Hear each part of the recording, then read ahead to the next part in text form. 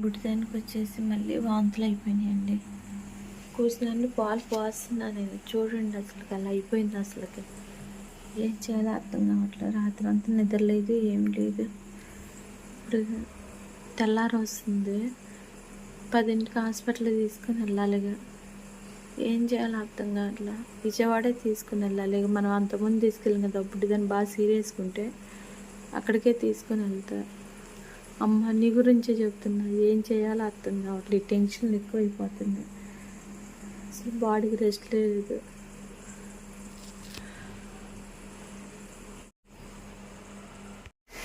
మళ్ళీ క్యారేజీలు కూడా పెట్టాలి. గబగబా క్యారేజీ పెట్టేసేసి పిల్లలకేమో అన్నం వండేసుకొని 10ంటికి తీస్తారు కదా హాస్పిటల్, అప్పుడు వెళ్ళిపోతానండి. ఇప్పుడు దానికి అసలు బాగాలేదు. అసలు నైట్ అంతా నిద్ర లేదు, ఏం లేదు అసలు. పిల్లలకి చికెన్ మామూలుగా వాటర్లో పెట్టానండి. కడగాలి, శుభ్రంగా క్లీన్ చేసేసి.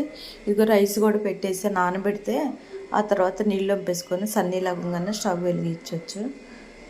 అందుకనే ఫాస్ట్గా కావాలి వాళ్ళ పనులు. తెల్లారిపోయింది కూడా. నేను ఈ పనులు చేసే లోపల తెల్లారిపోయింది. ఇంట్లో వచ్చేసి ఆ రైస్ పెట్టేసి తెల్లారిపోయింది కూడా అప్పుడే. ఇంకా బంగాళదుంపలన్నీ కట్ చేసి ఫ్రై చేసేసుకున్నాం. బంగాళదుంపలు అదేం పిల్లలదండి. చికెన్ వచ్చేసి కుక్ పిల్లలది. ఇది వచ్చేసి రైస్. మాకైతే రైస్ వండేసాను నేను. వీళ్ళకి క్యారేజీలు కూడా కడుతున్నా. ఇంకండి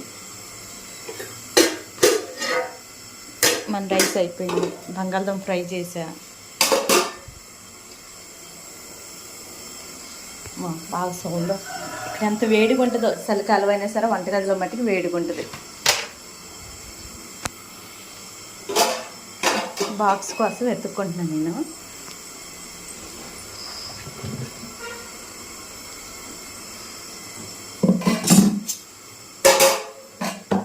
అన్నం రాలా. ఇంకా అన్నం నా గదిలో పెట్టేసి డోరేసా. అన్నం చూద్దాం నేను ఒక్కసారి.